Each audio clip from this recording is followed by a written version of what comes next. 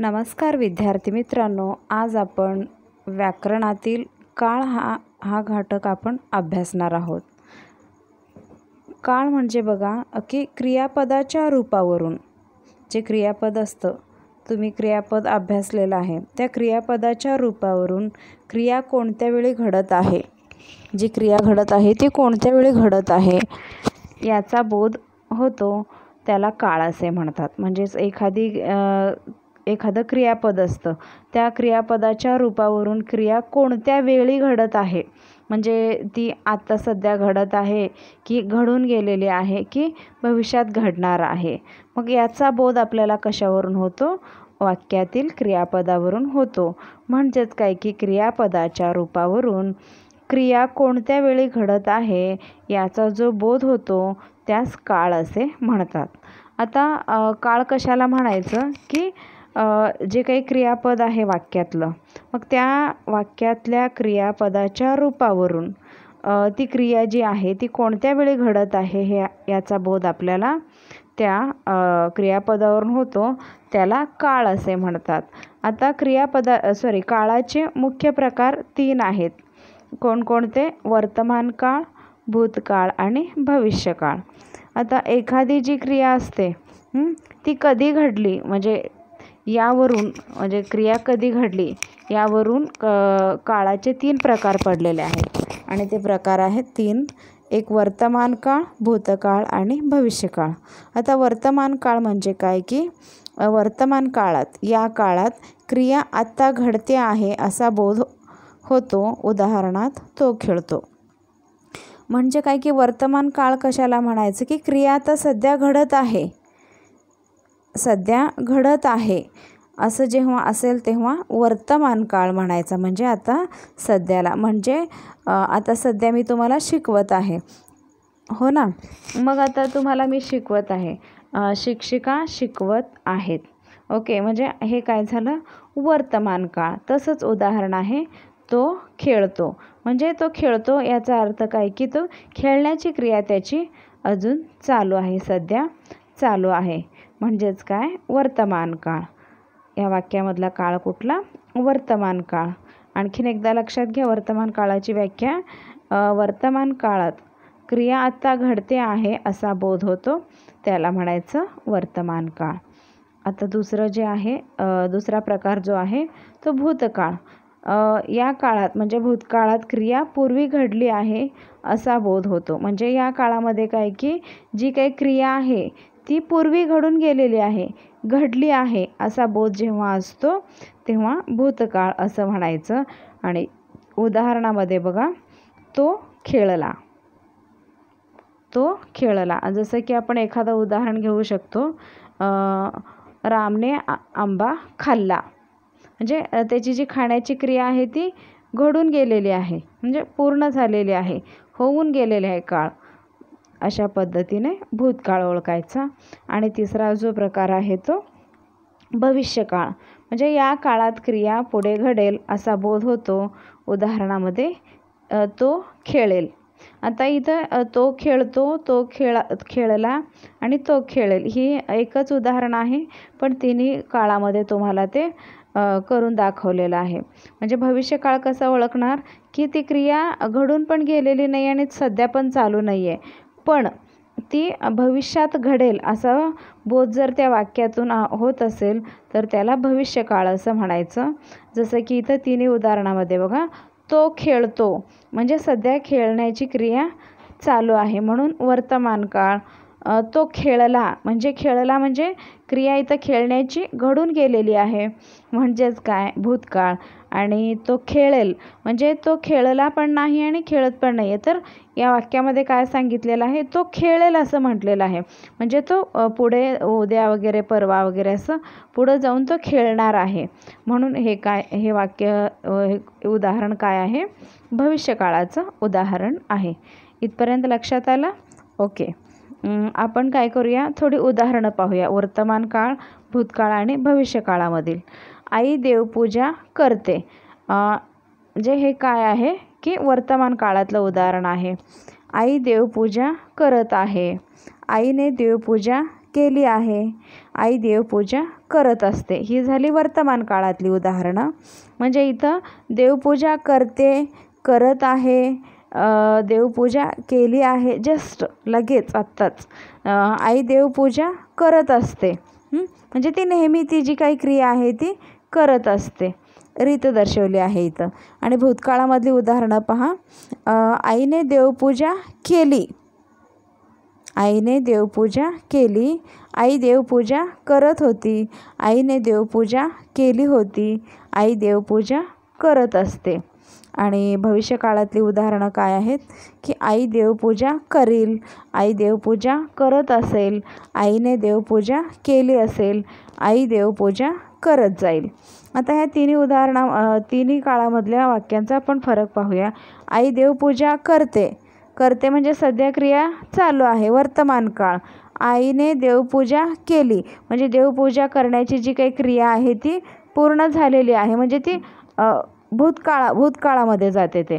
आणि आई देवपूजा करील म्हणजे केलेली नाही, ती करेल म्हणजेच भविष्यकाळ. ओके. आई देवपूजा करत आहे, हे सुद्धा वर्तमान काळातलं वाक्य आहे.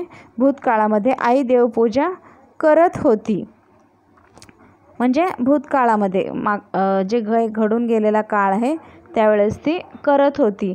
आई देवपूजा करत असेल, करत असेल म्हणजे भविष्यकाळामध्ये मधलं हे वाक्य आहे. आईने देवपूजा केली आहे, आईने देवपूजा केली होती आणि आईने देवपूजा केली असेल हे भविष्यकाळातलं वाक्य आहे. आई देवपूजा करत असते, आई देवपूजा करत असे आणि आई देवपूजा करत जाईल. अशा पद्धतीनं तिन्ही काळातली उदाहरणं आत्ता आपण पाहिलेली आहेत. त्यानंतर आपण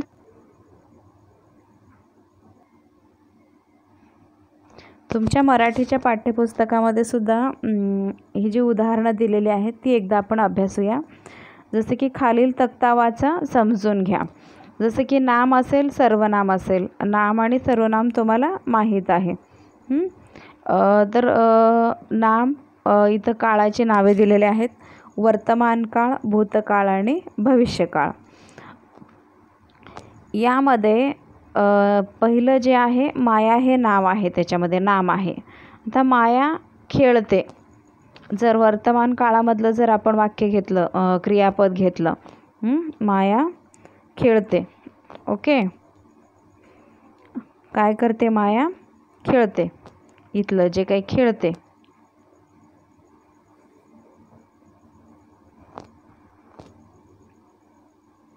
माया खेळते, हे झालं वर्तमान काळामधलं उदाहरण. आपण आता याच्यानंतरनी आपण काय केलं की हे माया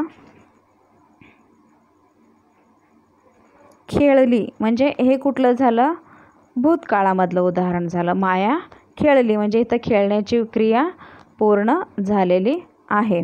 त्यानंतर माया खेळेल म्हणजेच काय की खेळेल म्हणजे इथं जी खेळण्याची क्रिया आहे ती भविष्यामध्ये खेळणार आहे. म्हणजे ती काय कुठला काळ झाला? भविष्यकाळामधलं हे उदाहरण झालं. त्यानंतर आपण दुसरं उदाहरण पाहूया.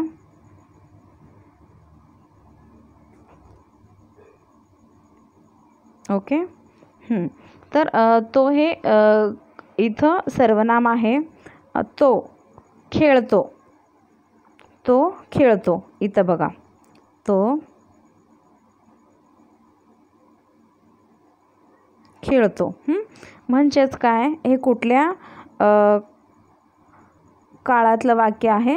खेळतो म्हणजे हे वर्तमान काळातलं आहे. खेळण्याची क्रिया चालू आहे. म्हणजेच काय, कुठला काळ ओळखायचा आपण? वर्तमान काळ. आणि त्याच्यानंतरनी आपण पाहतोय तो दुसरा जो भूतकाळ, तो खेळला. इथं तो खेळला असं आपण वाक्य लिहिलं. तो खेळला, तो खेळला. आणि त्याच्यानंतर तो खेळला म्हणजे काय? खेळण्याची क्रिया पूर्ण झालेली आहे. खेळण्याची क्रिया जी आहे ती घडून गेलेली आहे. म्हणून हे वाक्य कुठल्या काळामधलं? भूतकाळामध्ये. आणि त्याच्यानंतर आपण पाहूया तो खेळेल. तो खेळेल. जसं की तो खेळेल, तो खेळेल. आता या वाक्यामध्ये खेळण्याची क्रिया जी आहे ती भविष्यामध्ये घडणार आहे. तो खेळेल. ओके, इथपर्यंत लक्षात आलं. त्याच्यानंतर आपण तिसरं उदाहरण पाहूया. जसं की तुम्ही हे क्रियापद घ्या. तुम्ही खेळता. तुम्ही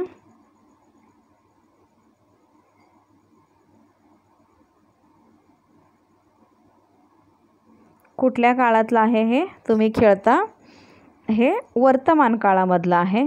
आणि त्याच्यानंतर भूतकाळातलं क्रियापद आपण घेऊया की तुम्ही खेळलात. तुम्ही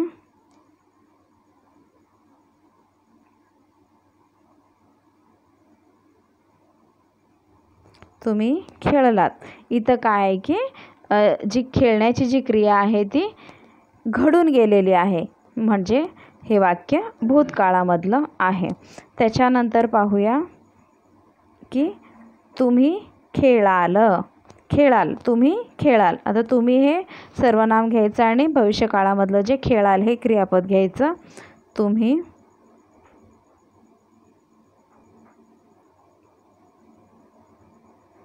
तुम्ही खेळाल, म्हणजे ही खेळण्याची जी क्रिया आहे ती भविष्यामधली आहे, म्हणजेच काय, ते भविष्यकाळाचं वाक्य आहे.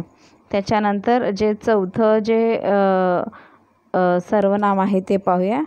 आम्ही खेळतो. आम्ही खेळतो. आता इथं आम्ही खेळतो, खेळण्याची क्रिया चालू आहे. आम्ही म्हणजे सगळेजण खेळण्याची क्रिया चालू आहे, म्हणजे ते कुठल्या काळातलं वाक्य आहे? वर्तमान काळातलं आपण क्रियापद घेऊन तयार केलेलं आहे.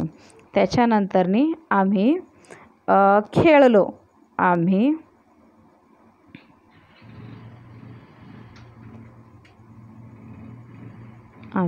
खेळलो.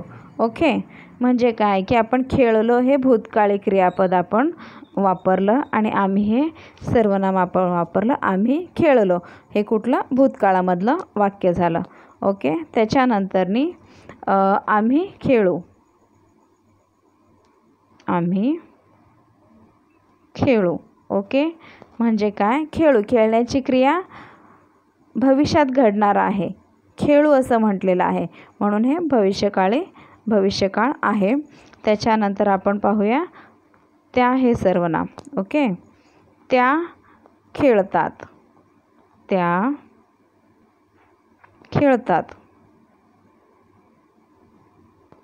त्या खेळतात हे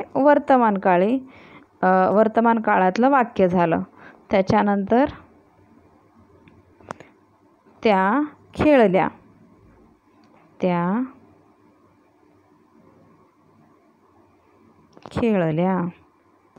हे झालं भूतकाळी वाक्य. आणि त्याच्यानंतर बघा, त्या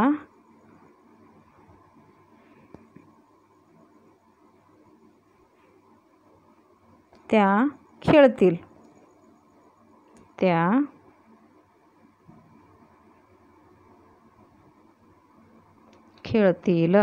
हे झालं भविष्यकाळातलं वाक्य. ओके, इथपर्यंत लक्षात आलं सगळ्यांच्या? आपण जी काही खाली उदाहरणं दिलेली आहेत ती पाहूया. जसं की दिलेल्या सूचनांप्रमाणे खालील वाक्यात बदल करा. आता इथं वाक्य दिलेलं आहे ते तुम्हाला ओळखायचं आहे. ते भविष्यकाळामध्ये करायचं आहे. जसं की पहिलं वाक्य आहे, रीमा सहलीला गेली. वाक्य भविष्यकाळी करा. आता हे वाक्य तुम्हाला भविष्यकाळामध्ये करायचं आहे. रीमा सहलीला गेली. आता गेली असं आहे इथं, पण भविष्यकाळामध्ये गेली जाईल हे क्रियापद तुम्हाला वापरावं लागेल. ओके, रीमा सहलीला जाईल. ओके, हे वाक्य झालं भविष्यकाळामधलं. आणि दुसरं, मला आंबा आवडतो. वाक्य भूतकाळी करा. मला आंबा आवडतो. ओके, आणि त्याच्यानंतर मला आंबा आवडतो. जसं की इथं पण तुम्हाला दिलेलं आहे. आवडतो, आवडला. ओके, म्हणजे जसं की मला आंबा आवडला. आता भूतकाळामध्ये करणार आहात तुम्ही. मला आंबा आवडला. मला आंबा आवडला. आवडला. ओके, म्हणजे जी आवडण्याची क्रिया आहे ती पूर्ण झालेली आहे इथं, असं दर्शवलं म्हणजे भूतकाळामध्ये. आणि आता जे तिसरं उदाहरण आहे, चंदाने लाडू खाऊन संपवला. चंदाने लाडू खाऊन संपवला. वाक्य वर्तमानकाळी करायचं आहे तुम्हाला आता इथं. जसं की बघा इथं मी लिहून पण दाखवलेले आहेत, तर इथं समोर पहा. जसं की चंदाने लाडू खाऊन संपवला, ते तुम्हाला वर्तमान काळामध्ये करायचे. चंदा लाडू खात आहे. वर्तमान काळामध्ये म्हणजे ती जी खाण्याची क्रिया आहे, चंदाची लाडू खाण्याची जी क्रिया आहे ती सध्या चालू आहे, असं इथं या वाक्यावरून आपल्याला समजतं. म्हणजेच हे वर्तमान काळामध्ये काय वाक्य येईल? चंदा लाडू खात आहे. ओके, त्याच्यानंतर जे चौथं उदाहरण आहे, सुभाष माझा मित्र आहे. वाक्य भूतकाळी करा. ते हे वाक्य जे आहे, सुभाष माझा मित्र आहे. आहे म्हटलेलं आहे म्हणजे सध्या तो आहे. जसं की हे वाक्य आहे ते वर्तमान काळातलं आहे आणि तुम्हाला ते भूतकाळामध्ये करायचं आहे. सुभाष माझा मित्र होता, म्हणजे आता सध्या तो त्याचा मित्र नाही, तो आधी होता. सुभाष माझा मित्र होता. जसं की सुभाष माझा मित्र होता. आणि जे पाचवं उदाहरण आहे, वंदना अभ्यास करते. वंदना अभ्यास करते. वाक्य भूतकाळी करा. वंदना अभ्यास करते. वाक्य तुम्हाला हे भूतकाळी करायचं आहे. वंदना अभ्यास करते. भूतकाळी वाक्य करायचे. वंदनाने अभ्यास केला. वंदनाने अभ्यास केला. वंदनाने अभ्यास केला. हे झालं भूतकाळामधलं वाक्य. आणि त्याच्यानंतरचं जे 6वं उदाहरण आहे ते पहा की संजू क्रिकेट खेळतो. वाक्य भविष्यकाळी करायचं आहे तुम्हाला. त्याच्यामध्ये पहा, संजू क्रिकेट खेळतो. संजू क्रिकेट खेळेल. संजू काय करेल? क्रिकेट खेळेल. असं इथं वाक्य भविष्यकाळामधलं येईल. खेळेल, खेळण्याची क्रिया म्हणजे खेळतो किंवा खेळला असं नाही, तर भविष्यामध्ये काय येईल? खेळेल. अशा प्रकारे आपण आता इथं थोडी उदाहरणं अभ्यासलेली आहेत. तुम्ही स्वतः काय करायचं आहे की या म्हणजे जे काही वर्तमान काळ, भूतकाळ आणि भविष्यकाळ तिन्ही काळ आहेत, या काळातल्या वाक्यांचा सराव करायचा आहे. आणि तुमच्या पाठ्यपुस्तकामध्ये जी छोटी छोटी वाक्य असतात त्या वाक्य कोणत्या काळामध्ये आहेत हे ओळखण्याचा प्रयत्न तुम्ही करायचा आहे. अशा पद्धतीनं आज आपण काळ हा घटक अभ्यासलेला आहे. धन्यवाद.